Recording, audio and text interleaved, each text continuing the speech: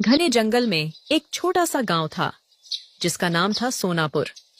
इसी गांव में रहता था एक सीधा सादा मगर समझदार इंसान, रामू। रामू लकड़ियां काटकर और जंगली फल बेचकर अपना जीवन चलाता था। वह जंगल को केवल कमाई की जगह नहीं बल्कि एक जीवित संसार मानता था। उसी जंगल में 5 मशहूर प्राणी रहते थे। चालाक लोमड़ी, भूखा और खतरनाक भेड़िया, जंगल का शक्तिशाली बाघ और नन्हा मगर फुर्तीला खरगोश। कई दिनों से बारिश नहीं हुई थी, शिकार कम हो गया था। एक दिन भेड़िया झाड़ियों के बीच घूम रहा था। उसकी आंखें लाल थीं और पेट की आग उसे चैन नहीं लेने दे रही थी। तभी उसकी नजर खरगोश पर पड़ी, जो गाजर खोजते हुए कूद रहा था। आज तो किस्मत खुल गई। इतने दिनों बाद ताजा शिकार दिखा है। भूख ने मुझे पागल कर दिया है और अब कोई मुझे रोक नहीं सकता। खरगोश डर के मारे भागने लगा। भेड़िया भी पूरी ताकत से उसके पीछे भागा, लेकिन तभी बीच रास्ते में लोमड़ी आ गई। रुक जाओ भेड़िया, इतनी जल्दबाजी ठीक नहीं। क्या तुम्हें पता नहीं कि आज जंगल में नया नियम लागू हुआ है? नियम? भूखे पेट नियम सुनाई नहीं देते लोमड़ी। अगर जान बचानी है तो हट जाओ। दया करो भैया, मैंने किसी का कुछ नहीं बिगाड़ा। बाघ ने साफ कहा है कि बिना इजाजत शिकार करने वाले को जंगल से बाहर निकाल दिया जाएगा। आज ही उन्होंने रामू इंसान से यह बात दोहराई है। रामू का नाम सुनते ही भेड़िया एक पल को रुका। उसे इंसानों की आग और हथियार याद आ गए। तुम मुझे डराने की कोशिश कर रही हो, लेकिन भूख डर से बड़ी होती है। उसी समय दूर से लकड़ियों की चरमराहट सुनाई दी। रामू जंगल में आ चुका था। खरगोश झाड़ियों में छिप गया। लोमड़ी और भेड़िया आगे बढ़े। तुम दोनों यहाँ क्या कर रहे हो? इतनी आवाजें क्यों आ रही हैं? रामू, जंगल के हालात ठीक नहीं हैं। भूख सबको गलत रास्ते पर ले जा रही है। अगर अभी समझदारी न दिखाई गई तो नुकसान सबका होगा। तभी जमीन हिलाने वाले कदमों की आवाज आई और सामने बाघ प्रकट हुआ। जंगल में डर और झगड़ा मैं बर्दाश्त नहीं करूंगा। हर किसी को नियम मानने होंगे, चाहे वह कितना ही ताकतवर क्यों न हो। महाराज, पेट खाली हो तो नियम भी बोझ लगते हैं। मैं गलत नहीं बनना चाहता, लेकिन भूख ने मुझे मजबूर कर दिया है। भूख का इलाज हिंसा नहीं है। हम सब मिलकर रास्ता निकालेंगे। इसीलिए मैं रामू से बात कर रहा हूं, ताकि जंगल और गांव दोनों सुरक्षित रह सकें। अगर जानवर भूखे रहेंगे तो इंसान भी सुरक्षित नहीं रहेगा। हमें मिलकर ऐसा हल ढूंढना होगा जिसमें किसी का खून न बहे। सूरज ढल चुका था।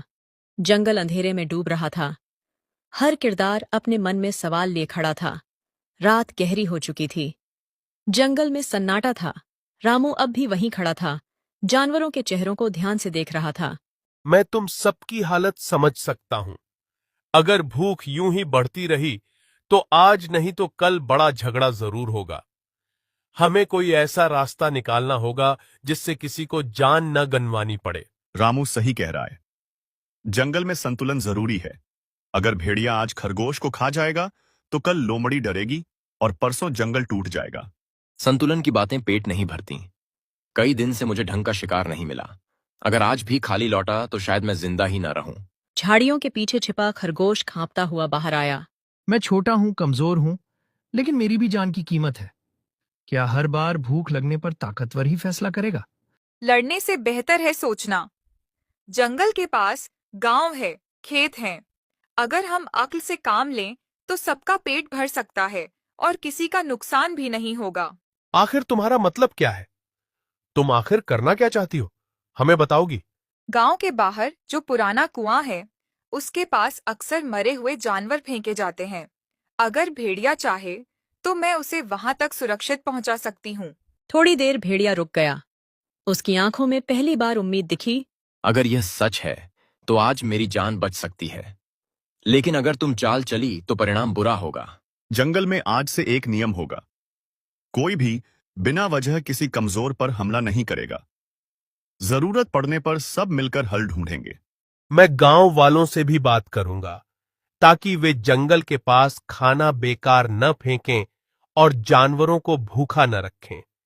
इंसान और जानवर अगर मिलकर चलें तो डर कम हो सकता है। तो चलो, देर मत करो। भूख इंतजार नहीं करती।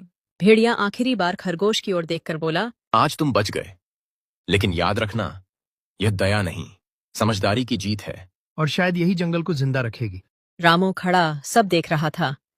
उसने मन ही मन सोचा कि अगर यह समझ बनी रही तो आने वाला समय बेहतर हो सकता है।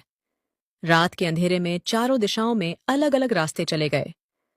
अगली सुबह की पहली किरण जंगल में फैल चुकी थी। रात की घटनाओं के बाद जंगल कुछ बदला बदला सा लग रहा था। हवा में डर कम और उम्मीद ज्यादा महसूस हो रही थी।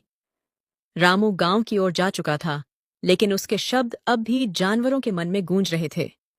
भेड़िया लोमड़ी के साथ उस पुराने कुएं तक पहुंचा, जहां सच में गांव वाले मरे हुए जानवर और फसल का बेकार हिस्सा फेंक जाते थे। कई दिनों बाद भेड़िए को पेट भर खाना मिला। उसकी आंखों की जलन कम हो चुकी थी। आज अगर तुम मेरे सामने ना आती तो शायद मैं कोई बड़ा पाप कर बैठता। भूख इंसान ही नहीं, जानवर को भी अंधा बना देती है।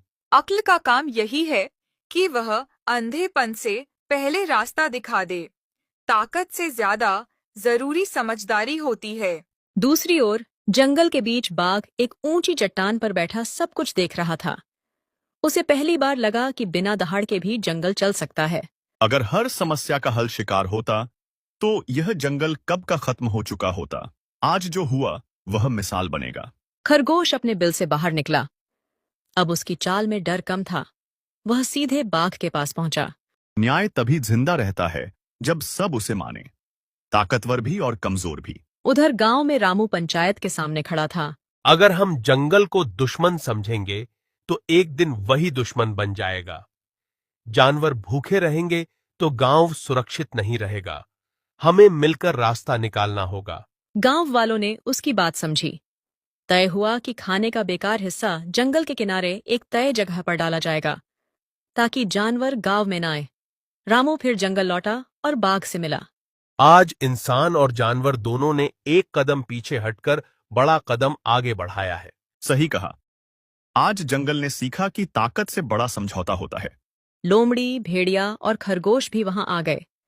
सब एक दूसरे को देख रहे थे, लेकिन इस बार नजर में डर नहीं था। मैं वादा करता हूं कि बिना वजह किसी कमजोर पर हमला नहीं करूंगा। और मैं ये समझूंगा कि हर ताकतवर दुश्मन नहीं होता।